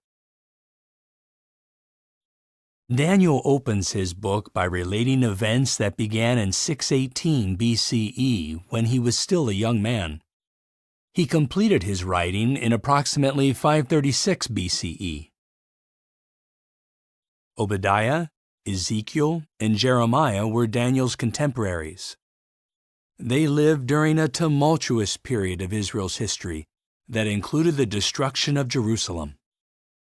Daniel witnessed the Medo-Persian conquest of Babylon and the return of a faithful remnant of God's people to Jerusalem. However, he did not join those returning to Jerusalem, likely because of his advanced age. The book of Daniel has 12 chapters. Chapters 1 to 6 record in chronological order the experiences of Daniel and those of his 3 companions. Chapters 7 to 12 contain Daniel's account of prophetic dreams and visions that he received by inspiration. Chapters 1, 3, and 6 recount the various tests of integrity that Daniel and his Hebrew companions successfully meet. As young men, they reject food and drink that would make them unclean in God's sight. Sometime after this, Daniel's 3 companions, Shadrach, Meshach, and Abednego, bravely face death in a fiery furnace for refusing to worship an image representing the Babylonian state. Years later, despite an official decree prohibiting petitions to anyone but Darius, Daniel perseveres in prayer to Jehovah, and as a result, is thrown into a lion's pit. With each test, Daniel and his companions maintain their integrity, and Jehovah protects them. Chapters 2 and 4 describe how Jehovah gives Daniel the ability to interpret 2 of King Nebuchadnezzar's dreams.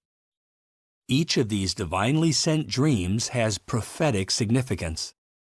The first dream is of an immense image made of various metals. This image represents successive world powers that have had a major influence on God's people.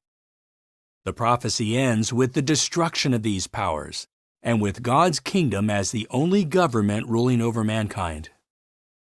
Nebuchadnezzar's second dream features a tree that reaches to the heavens. It is cut down, and the stump is banded for 7 times. This symbolizes an interruption of rulership. However, the stump is allowed to remain, indicating a restoration of rulership. Chapter 5 relates that handwriting miraculously appears on the wall of the palace where Babylonian King Belshazzar holds a feast. Daniel tells Belshazzar that the handwriting warns of the conquest of Babylon by the Medes and the Persians. Babylon falls that very night. Did you know? A large portion of the book of Daniel was written in the Aramaic language. Aramaic was commonly spoken in ancient times, having the same letters in its alphabet as did Hebrew. Chapters 7 and 8 describe the visions Daniel sees of a series of beasts that picture the rise and fall of Babylon, Medo-Persia, Greece, and Rome. Also, Jehovah gives his Son an everlasting kingdom that will replace all human governments. Chapter 9 relates that Daniel discerns from his study of God's written word that the Jews' release from captivity is imminent. Next, we read that while Daniel is praying, an angel appears to him and reveals details concerning the Messiah. Chapters 10 to 12 discuss the event when an angel again visits Daniel, encourages him, and gives him an additional vision of the future. A large part of the prophecy describes a conflict between two kings locked in a struggle for supremacy. The fulfillment of the prophecy would extend to the final part of the days.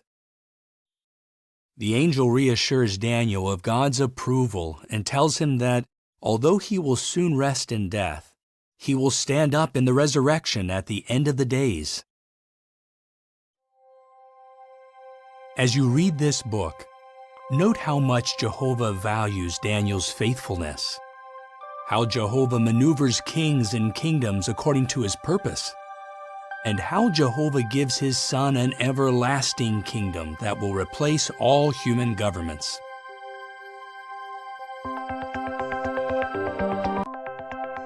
An introduction to the book of Hosea. Hosea served as a prophet to the 10-tribe kingdom of Israel, and his prophecies were directed mainly to that nation. His contemporaries, Micah and Isaiah, served as prophets to the southern kingdom of Judah. Hosea began his service no later than 804 BCE, during the reign of King Jeroboam II. His career as a prophet continued for about 60 years until sometime after 745 BCE, when he completed the book bearing his name. Hosea prophesied amid great political turmoil. 4 kings of Israel were assassinated during this period. The book of Hosea has 14 chapters. Chapters 1 to 3 use Hosea's family life to dramatize Jehovah's dealings with Israel. Jehovah tells Hosea to marry a woman who would later commit adultery repeatedly. Hosea marries Gomer, who becomes unfaithful to him. Hosea's marriage to Gomer pictures Jehovah's marriage to Israel by means of the Mosaic Law covenant. Gomer's unfaithful conduct pictures Israel's betrayal of Jehovah by turning to the worship of false gods and forming political alliances with pagan nations. Chapter 3 contains Jehovah's instructions to Hosea to take back his unfaithful wife. This symbolizes Jehovah's willingness to show mercy to the Israelites if they repent of their idolatry and obey Jehovah. Hosea foretells that Israel will look for Jehovah and for David their king, a prophecy ultimately fulfilled with Jesus as heavenly king. Did you know? The northern 10-tribe kingdom of Israel was at times called Ephraim or Samaria. Ephraim was the dominant tribe of the kingdom, and Samaria was the kingdom's capital city. Chapters 4 to 13 contain judgments against unfaithful Ephraim. These were fulfilled when Assyria overthrew the nation and its capital city, Samaria. Chapter 14 contains a heartwarming invitation to Israel to return to Jehovah, who reassures the people of his mercy. As you study the book of Hosea, note how Jehovah requires unhypocritical worship, is merciful toward repentant wrongdoers, and is loyal to his promise of providing a heavenly king from the line of David.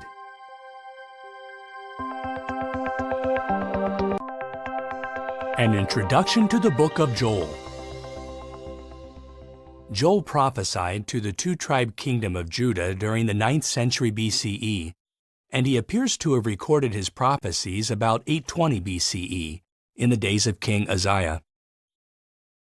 Joel was a contemporary of the prophets Jonah and Amos. The book contains 3 chapters, and it warns of the approaching day of Jehovah. Chapters 1 and 2 mention a locust plague that will devastate the land, leaving famine in its wake. The locusts have teeth like those of a lion. They run like horses, scale walls like soldiers, and sound like chariots charging into battle.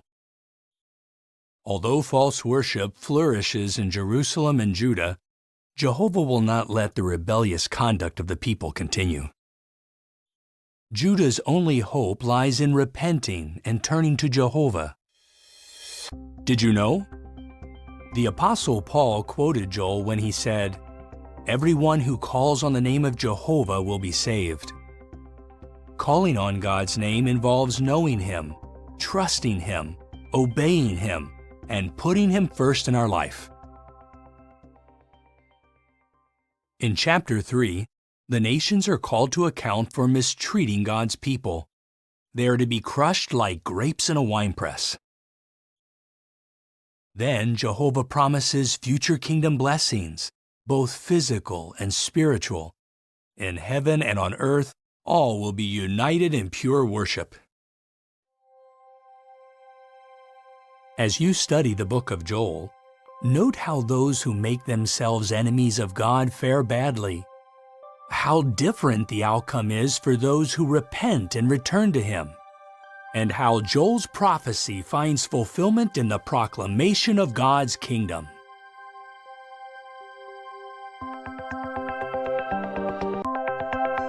An introduction to the book of Amos. Amos, the prophet who wrote the book bearing his name, describes himself as having been a herdsman and one who took care of sycamore figs. Amos came from the Judean town of Tekoa, located south of Jerusalem. Jehovah sent Amos as a prophet primarily to the northern kingdom of Israel. Amos prophesied sometime within the period from 829 to 804 BCE, during the reign of King Jeroboam II. Amos recorded his prophecy by about 804 BCE, after he returned to Judah. He was a contemporary of the prophets Jonah, Joel, and Hosea. The book of Amos has 9 chapters. Chapter 1 contains judgment messages against a number of surrounding nations. Chapter 2 records pronouncements against Moab, Judah, and the northern 10-tribe kingdom of Israel. Chapters 3 to 6 contain a message of judgment against Israel because of the nation's false religious practices and stubborn refusal to accept discipline. Israel has adopted a greedy, materialistic lifestyle. Luxury-loving wives pressure their husbands to defraud the poor and lowly. Chapters 7 and 8 present a series of impressive visions. Amos sees an unstoppable locust swarm, and then a destructive fire. Next, a plumb line illustrates how far Israel has deviated from Jehovah's requirements. Finally, a basket of summer fruit signifies that Israel's end is near. Did you know? During a meeting of the first century governing body, James, Jesus' half-brother, quoted from the book of Amos to show that Jehovah would gather kingdom heirs from both Jews and Gentiles. Chapter 9 includes Jehovah's promise to raise up the booth of David, referring to the royal line leading to the Messianic kingdom. As you read the book of Amos, note how Jehovah uses humble people to do important work. how those who put faith in material things and ignore God will not prosper, and how Jehovah foretells the establishment of the Messianic kingdom.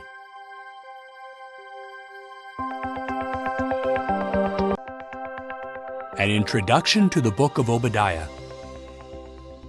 Obadiah was a prophet of Jehovah. He recorded his prophecy about 607 BCE after the Babylonians destroyed Jerusalem. Obadiah was a contemporary of Jeremiah, Daniel, and Ezekiel. The book of Obadiah is the shortest book in the Hebrew Scriptures. It has just one chapter. Obadiah conveys a judgment message against the nation of Edom. During the destruction of Jerusalem by the Babylonians, the Edomites rejoice at Israel's suffering. Edomites capture fleeing Israelites. They hand them over to the Babylonians and share in taking spoil from the conquered Jews. Did you know? The Edomites were related to the Israelites. They were descendants of Jacob's twin brother Esau. He was given the name Edom, meaning red, after he sold his birthright for some red lentil stew. Obadiah prophesies that the nation of Edom will be plundered at the hands of her former allies. This prophecy begins to be fulfilled when the Babylonians conquer Edom. In time, Edom ceases to exist. In the closing verses, Jehovah promises to restore his people as a unified nation and re-establish true worship in Jerusalem. The book concludes with the statement, "The kingship will become Jehovah's," indicating that Jehovah's kingship will stand vindicated forever. As you read Obadiah, note how Jehovah is aware of the persecution his people suffer, how Jehovah gives his people hope in times of distress, and how Jehovah's lasting kingship will stand vindicated forever.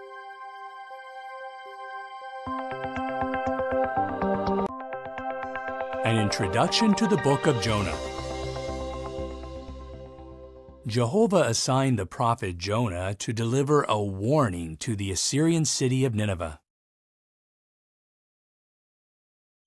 Jonah prophesied sometime during the reign of Israel's king Jeroboam II. Jonah wrote the book bearing his name about 844 BCE. This was about 100 years before Assyria took Israel into exile, and some 200 years before Nahum foretold the destruction of the Assyrian city of Nineveh. Jonah lived about the time of Amos, who also prophesied in the northern kingdom of Israel, and Joel, who prophesied in Judah. The book of Jonah has 4 chapters. In chapters 1 and 2, we learn of Jonah receiving an assignment from Jehovah to go to Nineveh. Overwhelmed, Jonah evades the assignment by boarding a ship headed for Tarshish. Jehovah causes a terrible storm to come up at sea. Jonah knows that he is responsible for the storm and tells the sailors to throw him overboard. When they do, the storm abates. Jehovah sends a huge fish to swallow Jonah. From inside the fish's belly, Jonah prays to Jehovah, and his prayer is heard. Jehovah then commands the fish, and it vomits Jonah out onto dry land. Did you know?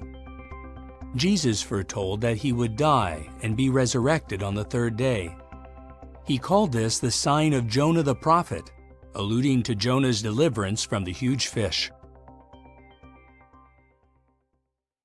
Chapter 3 describes how Jonah carries out his assignment. He preaches the message that Nineveh will soon be overthrown. To Jonah's surprise, however, the Ninevites repent, and Jehovah mercifully spares them. Chapter 4 reveals that instead of rejoicing over the repentance of the Ninevites, Jonah becomes angry. he sets up a shelter outside the city to see what will happen. Jehovah uses a bottle gourd plant and a worm to teach Jonah a valuable lesson in loyal love and mercy. As you read the book of Jonah, note how Jonah accepted correction and fulfilled his assignment, how Jehovah displayed loyal love and mercy toward the repentant Ninevites, and how Jesus used Jonah's experience to foretell his own death and resurrection, which opens the way to everlasting life under God's kingdom.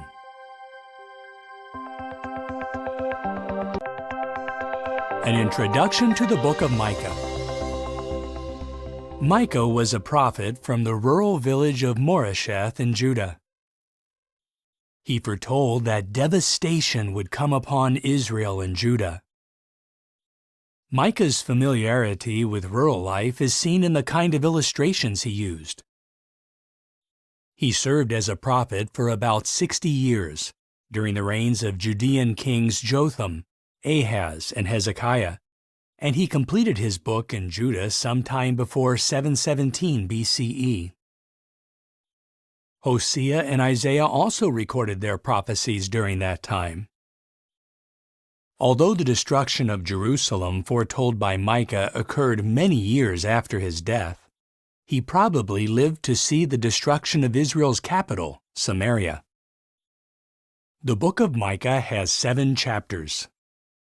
Chapters 1 and 2 disclose the revolt of Israel and Judah, the injustices committed, including those against women and children, Jehovah's warning that Samaria will become a heap of ruins, and God's promise that His people will return to Jerusalem and be gathered together like sheep in the pen.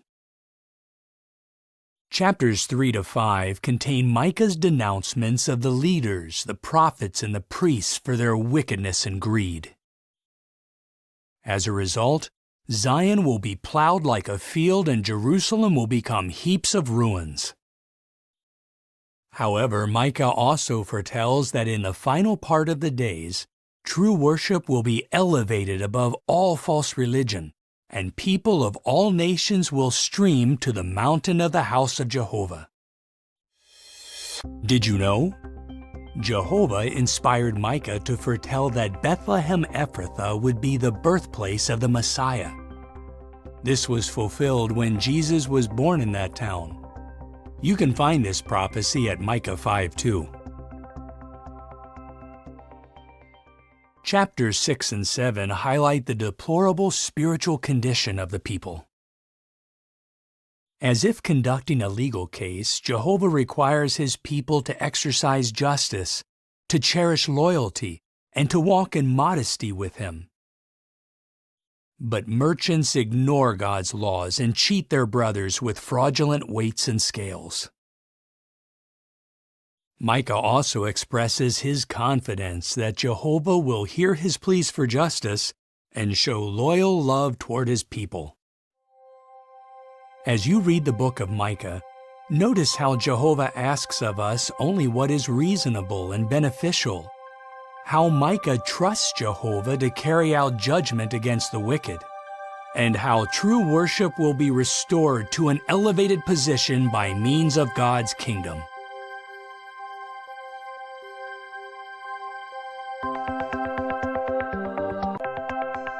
An introduction to the book of Nahum.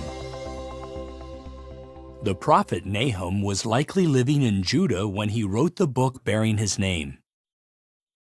Nahum's message focuses primarily on a single theme: the complete destruction of the Assyrian city of Nineveh. Nineveh, known for its violence and brutality, was referred to as the city of bloodshed. At one time, in response to the judgment message delivered by the prophet Jonah, the inhabitants of Nineveh repented of their wickedness. However, the Ninevites eventually returned to their wicked ways, and about 2 centuries after Jonah's prophecy, Jehovah used Nahum to prophesy against Nineveh again. The book of Nahum was completed sometime before 632 BCE, the year Nineveh was destroyed. Nahum was a contemporary of the prophets Zephaniah and Jeremiah. The book of Nahum contains 3 chapters. In chapter 1, Nahum proclaims Jehovah's judgment against the city of Nineveh. The entire city, with its collection of pagan gods made of wood, stone, and metal, will be completely destroyed. This is good news for the people of Judah. Free from that cruel and dangerous enemy, they can celebrate their festivals in peace. Did you know? We can trace Nineveh's origin back to the days of Nimrod, the founder of the first empire to exist after the flood. Chapters 2 and 3 describe Nineveh's destruction in greater detail. Nineveh was a heavily fortified city with high walls and a moat. But Nahum prophesies that the gates of the rivers will be opened, and the palace will be dissolved. These words were fulfilled in 632 BCE, when flooding caused damage to the city. This permitted the besieging forces of Babylon and Media to capture the city and destroy it. Jehovah's prophetic word through Nahum came true in every detail. As you read the book of Nahum, consider how Jehovah hates violence, how Jehovah always fulfills His word, and how Jehovah provides comfort for all who seek peace and salvation under His kingdom.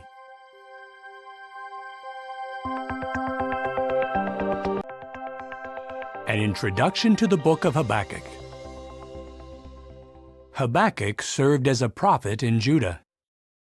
From the book's closing notation, "To the director with my stringed instruments," it has been inferred that Habakkuk may have been a temple musician. He wrote the book bearing his name about 628 BCE, some 20 years before the destruction of Jerusalem. He was a contemporary of Jeremiah, who also served in Judah. The book of Habakkuk has 3 chapters. Chapters 1 and 2 present a dialogue between Habakkuk and Jehovah. The prophet expresses dismay over the violence, oppression, and injustice that are prevalent in Judah. Jehovah declares that soon the Chaldeans will be used to punish the nation of Judah. Jehovah assures Habakkuk that this divine judgment on Judah will not be late, and that the Chaldeans will also be punished later for their own acts of cruelty and wickedness. Did you know? In Habakkuk's day, Jehovah's temple was in Jerusalem, and the Davidic dynasty had ruled uninterrupted from there for over 4 centuries. Therefore, to the Jews back then, God's allowing the Chaldeans to destroy the holy city was unthinkable. Chapter 3 is a prayer of Habakkuk that is expressed in songs of mourning. Habakkuk recalls past manifestations of Jehovah's power. Although distressed by the conditions around him, the prophet expresses confidence in Jehovah. Habakkuk declares, "As for me, I will exult in Jehovah. I will be joyful in the God of my salvation." As you read Habakkuk, note how Jehovah is not indifferent to the suffering of His servants, how our confidence in Jehovah's salvation helps us endure with joy, and how Jehovah's judgments by means of His kingdom will not be late.